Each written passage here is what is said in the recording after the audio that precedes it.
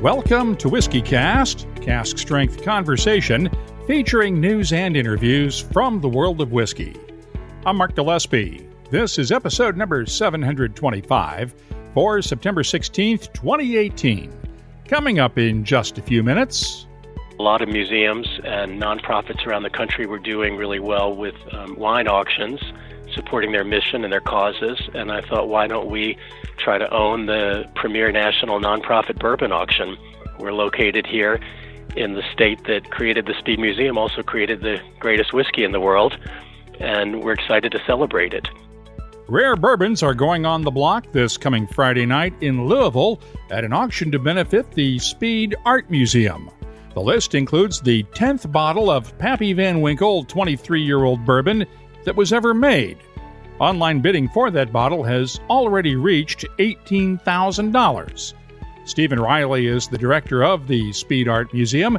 He'll join us later on WhiskyCast In-Depth with a preview. We'll also have the calendar of events, your voice, the What I'm Tasting This Week department, and much more, all on this episode of WhiskyCast.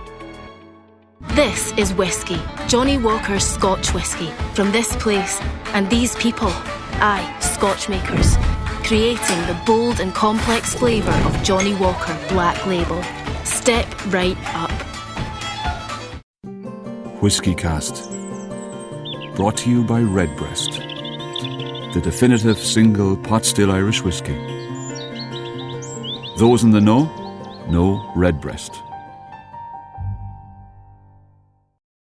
Let's start off with the news. It's brought to you by Highland Park. Still no resolution in the strike at Kentucky's Four Roses Distillery, now in its second week. However, talks between Four Roses and its striking unions are tentatively scheduled to resume this coming Friday. We have not heard of any issues involving union activity at the Kentucky Bourbon Festival this weekend in Bardstown. As we reported last time around, union leaders planned to stage informal activity at the festival. We do know that picket lines were up at the Four Roses Let's Talk Bourbon event held at the distillery on Friday in Lawrenceburg, and also when the distillery put its 130th anniversary limited edition small batch bourbon on sale Saturday at the distillery, along with its visitors center at Cox's Creek near Bardstown. Four Roses did send union members and their families a letter this week outlining the differences between the distillery's final offer and what the union is demanding. The distillery also provided WhiskyCast with a copy of that letter, while still declining interviews on the talks. United Food and Commercial Workers Local 10D President Jeff Royalty told us this week that his members are not willing to, quote, trade off benefits for the next generation, and that he found the letter's implication that union leaders are misleading their members offensive. Talked with all the members, made sure they understood that the nature of that letter and what we as the committee thought it represented, and I think it represented just more of a scare tactic or something to create uncertainty in the minds of maybe some of the spouses and different family members. Essentially, the two sides are about a quarter an hour apart on pay raises during the first 2 years of the 5-year deal, while pay raises for the final 3 years and bonuses for all 5 years are identical. The major difference remains the distillery's desire to implement a 2-tier wage and benefits system with fewer benefits for new hires. We'll have updates at whiskycast.com as this story develops. In other news, the Kentucky Bourbon Hall of Fame welcomed the class of 2018 Friday at its annual induction luncheon during the Bourbon Festival. This year's luncheon was held in Louisville at the Fraser Art Museum because of scheduling conflicts. Freddie Johnson of Buffalo Trace, Beam Suntory CEO Matt Shattuck, and the late Dr. Pierce Lyons of Alltech and Lexington's Town Branch Distillery were added to the Hall of Fame. Heaven Hill President Max Shapira received the Parker Beam Lifetime Achievement Award. It's named for his longtime friend and colleague at Heaven Hill, Master Distiller Parker Beam. Well, I said, why me? What a great honor, something I never really expected. So, let me explain a little bit about that, Mark. I've been involved in I've been involved in the business, a lifelong relationship with the industry. And as you may or may not know, I have grown up in the business, literally grown up in the business where, my dad and his brothers, my dad particularly out here, he was passionately involved in trying to build, which at that time was a pretty small business. But all I heard from the time I was in this business was whiskey talk breakfast, whiskey talk at lunch, and whiskey talk at dinner. So I'm, been ingrained in this. It's been a lifelong kind of journey. This was a place where my playground was on the property of the distillery. We'd come out here and play on the property. So, it's really a fantastic award and most sincerely appreciated. And and obviously it's recognition for a lot of things and progress that we've made over the years. But to some degree, it's just a point in time. What I always think about with these awards, they're great. I love it. It's fantastic. And most sincerely appreciated.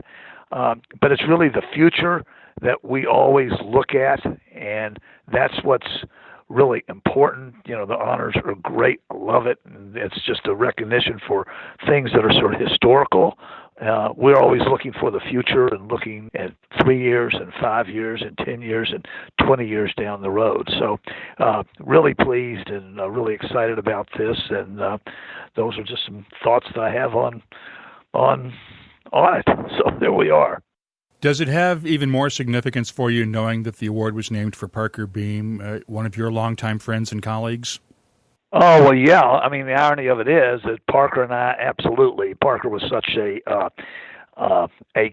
an industry icon, but he did that sort of in a truly collaborative sort of way with our company for decades and decades and decades. And we actually came back to the company almost at the same time. So we had a long, involved, detailed, unbelievably great relationship over the years. And for him to have not only led our company in so many respects, but to have achieved the recognition as one of the true industry rock stars really makes the award doubly special for me. Now, you're only the fourth person to get this award behind Parker, Jimmy Russell, and Bill Samuels Jr. What does that mean to you? Well, those are all icons in and of themselves. I've known each of those people for many years, so to be included in that select group is quite an extraordinary thing and something that will always be treasured and valued. By the way, we'll be talking with Freddie Johnson of Buffalo Trace this coming weekend during our special coverage from Bourbon and Beyond in Louisville. The trade war continues as U.S. President Donald Trump is expected to impose more tariffs on imported goods from China as early as Monday. China has already retaliated earlier in the conflict with tariffs on American whiskey and other exports, and the impact of tariffs on American whiskey exports to other key markets is being felt even more now. Paul Hutko of Few Spirits in the Chicago area has seen his export business drop off significantly since the tariffs took effect in July in Europe, Canada, China, and other markets. Yeah, the tariffs aren't exactly helping our situation. We're having some struggles over in Europe. We're having some struggles over in Asia. We're hanging in there. We're doing our best, but certainly it's been, we had a lot of tailwind a couple of years ago. We were growing real fast, and the tariffs have put a real big break on that. It's made the situation a lot tougher. Yeah, we're doing our best. We're getting through.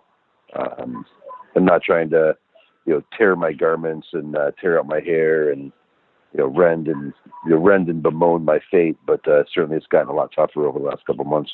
Few is retrenching in the U.S. market with a new American whiskey. It takes two of Few's existing whiskeys and blends them along with a cherry wood smoked malt whiskey. We think it really adds to the conversation about what whiskey is and what whiskey can be.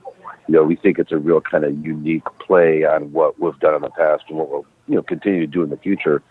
The whiskey itself is kind of a vatting or a blend of three different whiskeys that we make. It's a blend of our bourbon, it's a blend of our rye, and then it also includes a little bit of this weird experimental whiskey we made that was about 75% smoked malt, 25% rye. So we don't really know what that whiskey is other than really cool. Few American whiskey will only be available at first in Chicago and New York City because of limited supplies, but is expected to be available more widely in 2019. It'll sell for around $50 a bottle. It's been 5 years now since we lost Truman Cox. He started out his career at Buffalo Trace in Kentucky, then moved over to Sazerac's A. Smith Bowman Distillery in Virginia in 2010. He was master distiller there until his sudden death in 2013. Now, the distillery is releasing 2 new single-barrel whiskeys in Truman's honor. The first whiskey barrel comes from the very first barrel Truman distilled with his mentor, Joe Dengler, at A. Smith Bowman back on December 7th of 2010. The Emerson Cox barrel was distilled at Buffalo Trace and moved over to A. Smith Bowman in 2012. It's named for Truman's daughter, Emmy, and has a tracing of her hand on the barrel head. Both bottles will be sold through an online lottery that's underway through this Friday. Each bottle is $99.99, and the winners will have to pick them up at the distillery in Fredericksburg, Virginia, before October 8th. Truman's family has asked that all proceeds from sales of the bottles be donated to the Shriners Hospital for Children. By the way, you can watch our WhiskyCast HD video segment with Truman doing his famous bourbon barrel dance at the WhiskyCast website. Maker's Mark is releasing a new limited edition bottle honoring this year's Triple Crown winner, Justify. It has green wax to match the colors that Justify wore during the Kentucky Derby, and it'll be priced at $60 a bottle. The proceeds will go to benefit the Kentucky Derby Museum and the Parkinson's Disease Research Program at the University of Kentucky. Other new whiskeys to mention, Douglas Lang & Company is out with the latest release in its Extra Old Particular Platinum series. It's a 25-year-old Glengarry single sherry cask and is the third of 4 releases planned for the company's 70th anniversary this year. It'll have a recommended retail price of £350 a bottle. That's around $457 U.S., with 303 bottles available worldwide. There's also a new 6-year-old Kalila from Douglas Lang for the Providence Coastal Collection. It's bottled at 48% ABV. Just 405 bottles will be available at around £65 each. That's about $85 U.S. Cavalan is releasing a new Distillery Select bottle in the U.S. It's a single malt matured in what master blender Ian Chang calls malt-neutral casks, designed to let the spirit's flavor dominate, and it's intended largely for use in cocktails. It'll sell for around $60 a bottle. We'll be seeing a lot of new travel retail releases in the next couple of weeks ahead of a major travel retail industry show in France. Loch Lomond Group has jumped ahead of the pack with its announcement of the 40-year-old Little Mill Celestial Edition.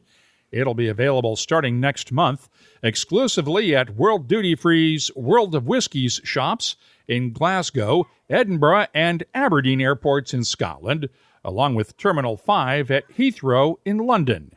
250 bottles will be available. No word on pricing. Now, ever since mixed martial arts star Conor McGregor lost his boxing match with Floyd Mayweather last year, we've been hearing about his plans to launch his own Irish whiskey brand. He wanted to call it Notorious, after his own nickname, and even posted photos on social media recently suggesting that he has his own distillery, though no one in Ireland seems to know quite where it is. According to the Irish Examiner, though, McGregor's plans to name his whiskey Notorious went about as well as his fight against Mayweather. His McGregor sports and entertainment firm has been forced to withdraw its application for a trademark on Notorious with the European Union's Intellectual Property Office. Call this one a knockout for the little guys. Seamus O'Hara, the founder of the Carlow Brewing Company in County Carlow, had already registered that trademark in Europe for use on alcoholic beverages. The EU has ordered McGregor to pay O'Hara €620 in costs. Now, McGregor's either going to have to come up with another name for his whiskey or write an even bigger check to O'Hara to buy the trademark rights. Finally, we've seen a lot of things made out of staves from whiskey barrels over the years. Everything from pens and furniture to the bicycles Glenmorangie created last year. Well, this year, Glenmorangie has gone overboard, literally. They teamed up with Maine's Grain Surfboards to build handmade wooden surfboards. The staves were used to build the inner frames for each board.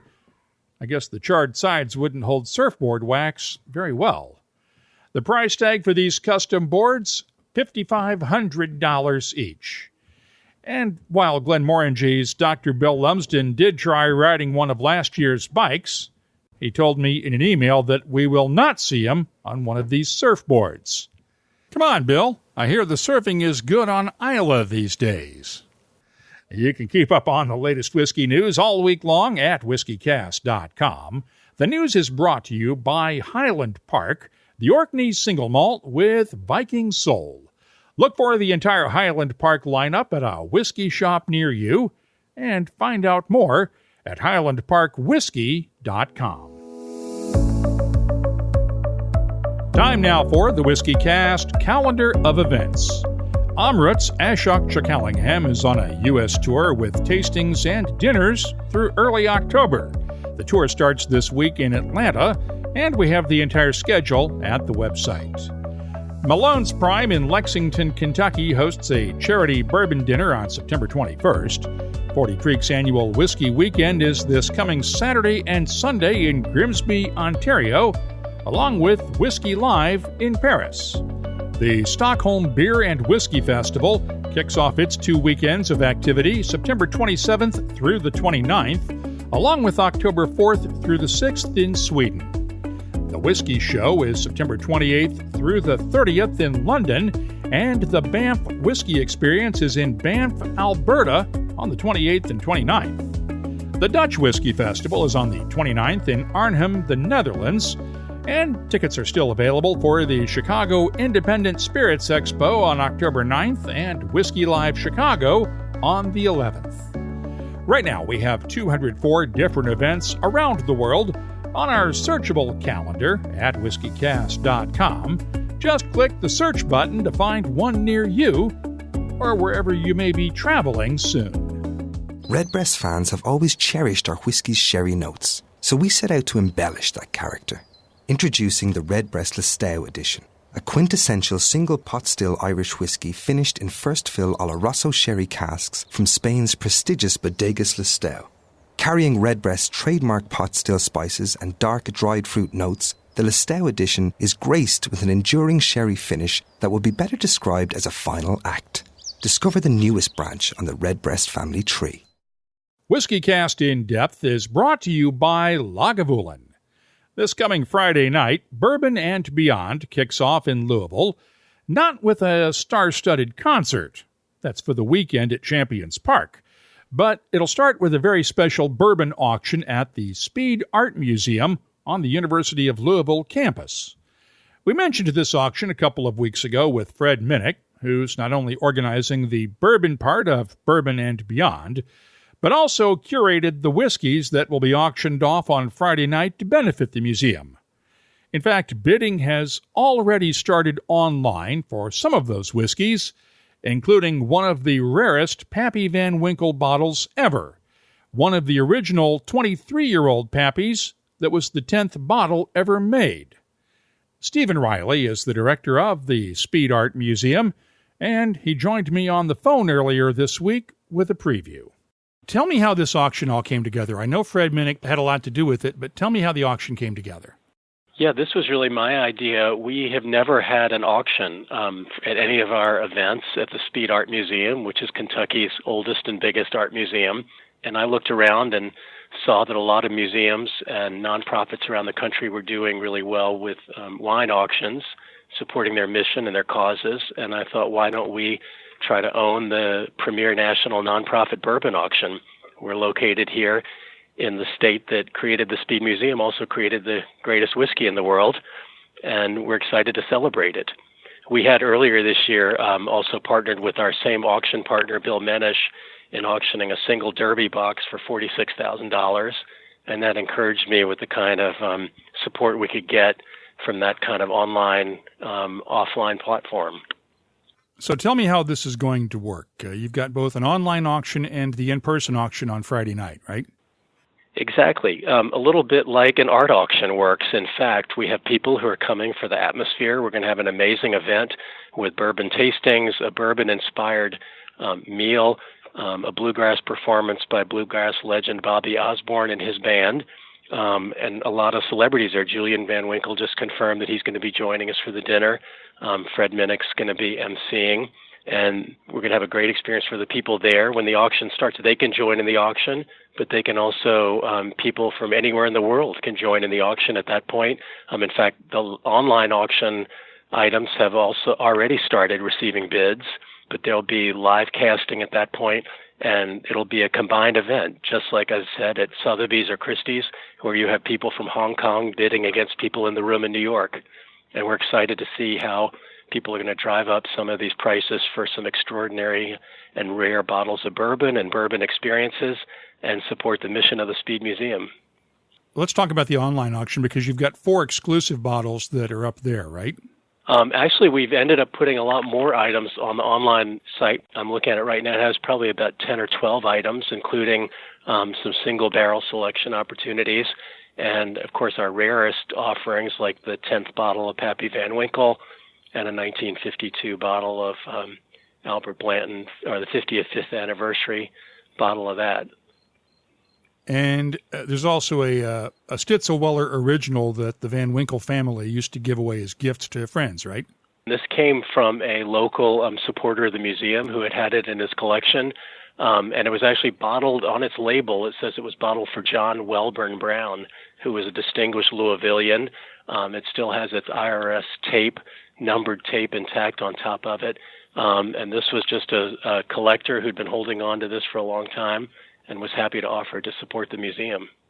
And you've had a bunch of these come from supporters of the museum, right? Oh, they have. We have an incredible. That was one of the inspirations for the auction. We've had a long time support from many of the biggest distillers in our region. Brown-Forman and members of the controlling family of Brown-Forman really helped build our $60 million expansion.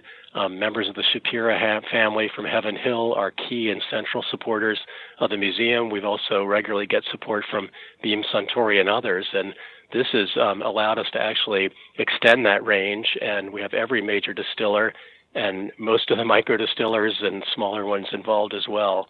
And we're very grateful for their support for our mission as we expand our work throughout the state. A lot of folks don't realize just what you guys have in the Speed Art Museum in Louisville. Well, we're very proud of it. Thank you very much. We were founded in 1927. We are the State's Museum. We completed a $60 million renovation in 2016, designed by our world-famous architect. And since that time, 2.5 years ago, since our reopening, we have dramatically expanded our accessibility and outreach. We have a membership program called Speed for All, which is available to anyone on any form of government assistance. On Sundays, the museum is entirely free. It's called Owsley Free Sundays, named in honor of the former Brown-Forman CEO, Owsley Brown, indicating the level of investment the distillery industry has had in the Speed forever. And we're expanding our statewide mission. We're the state's museum. We're taking our education programs to classrooms into 15 counties outside Louisville this year. And our next 18 months are going to be devoted to exhibits, all with Kentucky themes. And the proceeds from this auction, 100% of this proceeds, it's a nonprofit auction. All the proceeds are going to go to support our exhibitions, outreach, and education programs. I know you're part of Bourbon and Beyond as well, too, right? We are partnering, with Danny Wimmer's Bourbon and Beyond Festival, which we're so excited is coming back to Louisville, and the kind of long-term investment they're making in our city. But on the eve of Bourbon and Beyond, we're going to offer an extremely intimate 150-seat dinner with incredible offerings for a limited number of people. As I said before, we're going to have a bluegrass performance from the legendary Bobby Osborne, one of Kentucky's finest musicians, and his band. He wrote Rocky Top, of course. We're going to have cocktails provided and mixed specially by mixologists from Hell or High Water, which is a local speakeasy that opened this year. We'll have, of course, bottles for tasting from everybody, all of the distilleries who've been involved in supporting the event. We have the finest caterer in Louisville, cooks the food for the Speed, Wiltshire Pantry, and Susan Hirschberg from Wiltshire at the Speed will be creating an incredible bourbon-inspired meal for us. And after we enjoy some wonderful food and music and whiskey, the auction will commence. And it's going to be led by Bill Medish. He's one of the leading national auctioneers for nonprofit causes. He's been an incredible supporter of the Speed himself, and he really makes an auction exciting and fun and profitable in ways that are hard to describe. And this is going to become an annual event, right? This is, yep. We are excited to launch the first this year. One of the things that we want to make sure we're going to emphasize at the event is the 10th bottle of Pappy Van Winkle, 23-year-old. There are some interesting factoids about this bottle because it was given by Julian Van Winkle to the current owner. We know that this was the number 10th bottle, which Julian has confirmed. Of the first 10 bottles, the 7th, 8th, and 9th bottles have been drunk. The Van Winkles own 1 through 5. We're currently trying to find out the location of number 6. We've asked Julian. I mean, there's a chance he's got it. He said this is forcing him to take his own archives a little more seriously. Because this is a bottle, we currently have an $18,000 bid on it. And, we fully expect this bottle could break the current record for publicly auctioned bottle of bourbon. But just like as a fine art auction, when it's very important to know not only the provenance of an important work of art, but how rare and limited an edition it is, that's the case with this bottle as well. It was actually also distilled and bottled in Lawrenceburg, Kentucky, before Pappy Van Winkle moved their operations to the Buffalo Trace Distillery after this period. Will people be able to bid on these online bottles on Friday night? Of course. Okay. They can continue bidding online. The fact it's going to be a parallel auction taking place. So I'm sorry if that's not clear. So what will be happening is that anyone can bid online at any time up to the completion of that auction item. But when it goes live, Bill Medish will be managing a parallel auction process where people in the room will be bidding against people online. And that's what's really fun. I mean, for example, when we auctioned this Derby box this spring for $46,000, the winning bidder came from Louisville but was bidding against bidders from Texas and California. We have posted a link in our show notes for this episode to the online auction site, and a few tickets are still available for Friday night's event at the Speed Art Museum. I'll be in Louisville with special coverage of Bourbon and Beyond this weekend. We'll have the auction results then. That's WhiskyCast In-Depth, brought to you by Lagavulin, the legendary Islay single malt. Look for the classic 16-year-old Lagavulin, the Distiller's Edition, the throwback 8-year-old, and coming soon to a good whiskey shop near you, this year's release of the 12-year-old cask strength Lagavulin. Find out more at malts.com. The What I'm Tasting This Week department is brought to you by Heaven Hill Distillery, and since it's Bourbon Month, let's taste some bourbons. But we're only going to taste one from Kentucky, and we'll start with that one. It's the new Jim Beam Repeal Batch Limited Edition Bourbon, that celebrates the 85th anniversary of the end of Prohibition this December.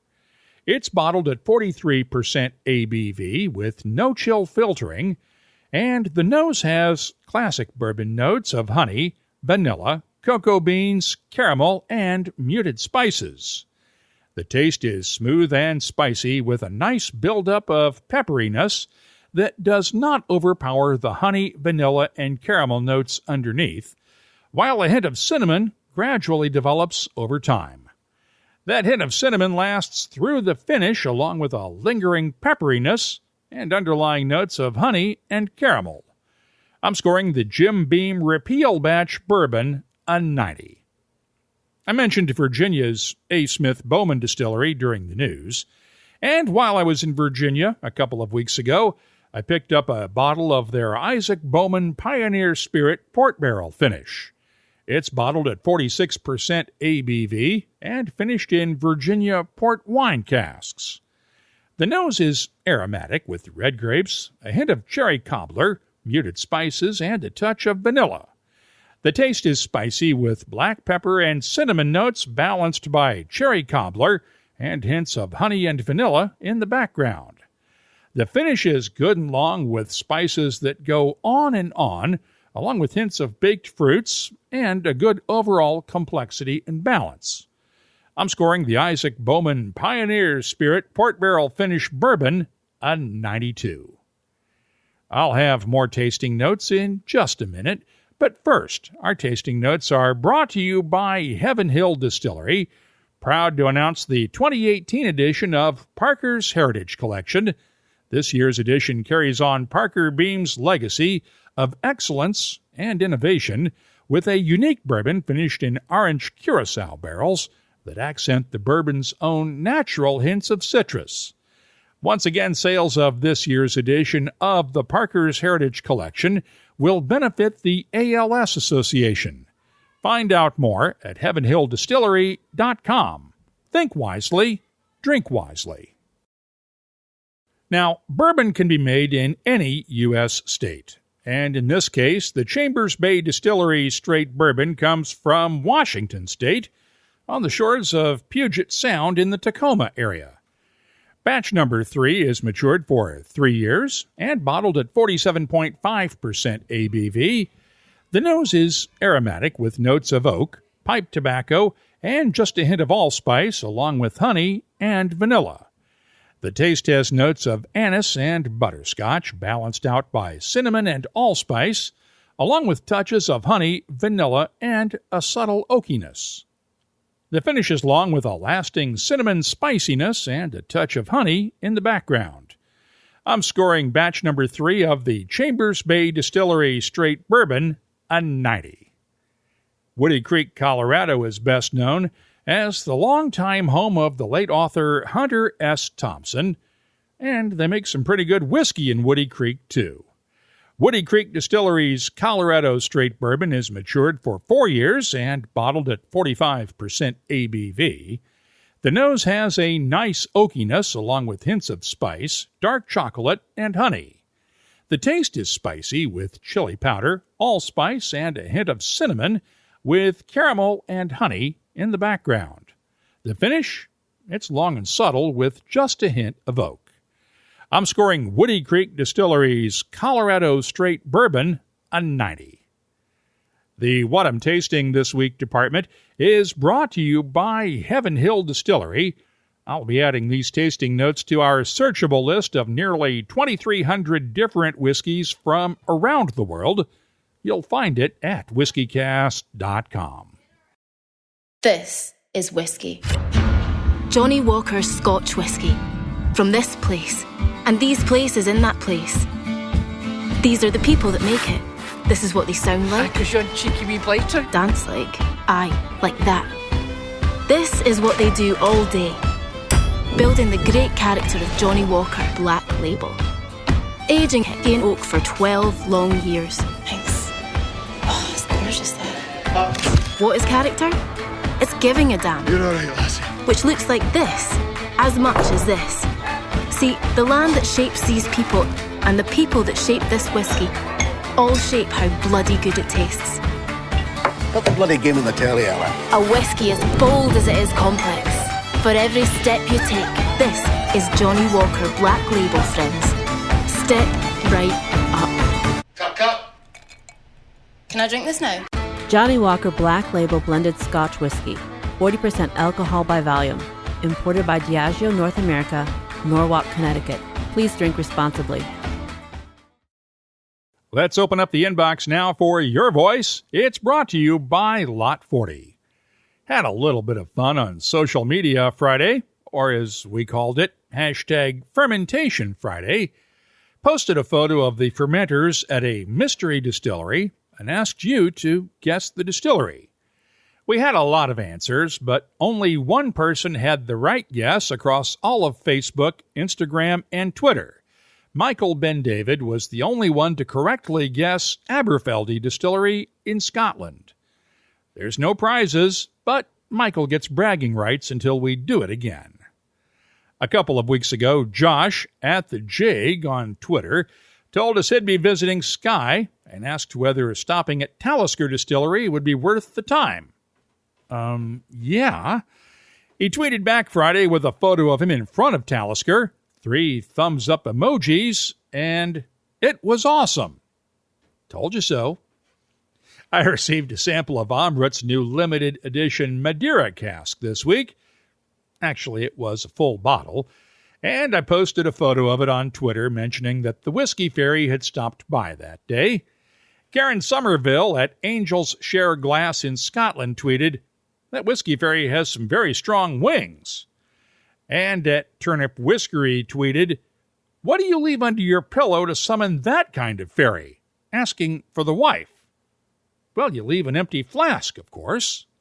If you have something you'd like to share with whiskey lovers around the world, well, you can always post it on the Your Voice page at whiskycast.com or get in touch with us on Twitter, Facebook, Instagram, and Tumblr at WhiskyCast. Our email address is comments@whiskycast.com. Your Voice is brought to you by Lot 40, Canada's award-winning 100% pot still rye whiskey. Lot 40, unapologetically Canadian. Please drink responsibly.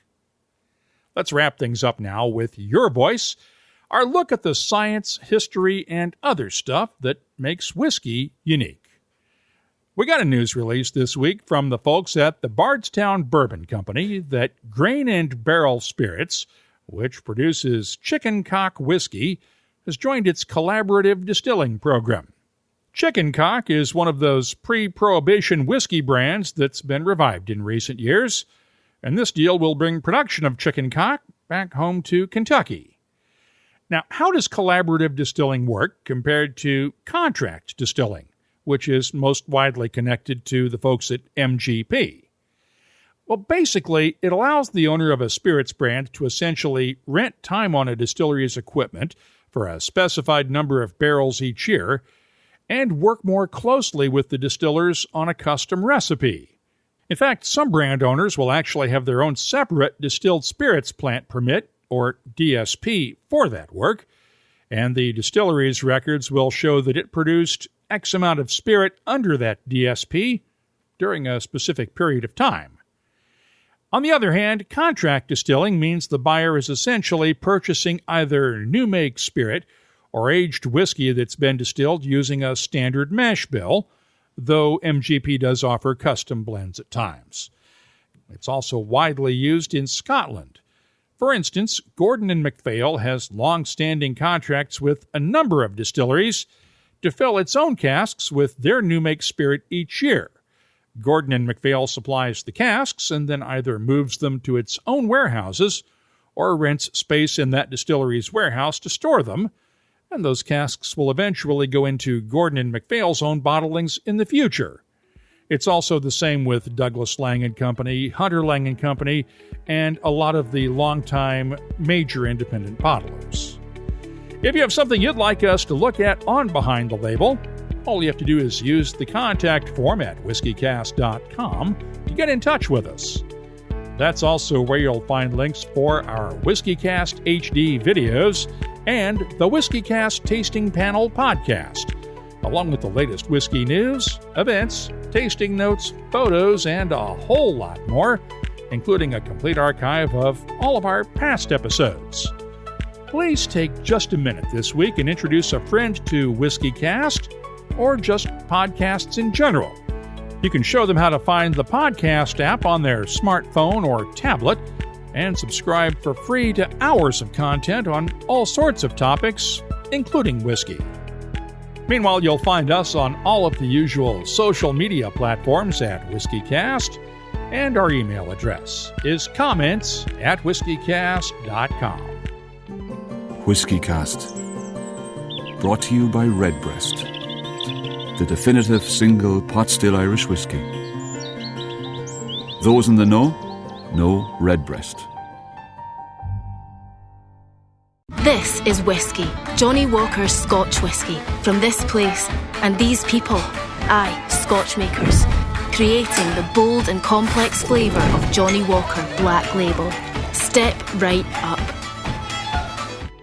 WhiskyCast is a production of Cask Strength Media, copyright 2018, and comes to you twice each week from the charming, yet regrettably dry town of Haddonfield, New Jersey.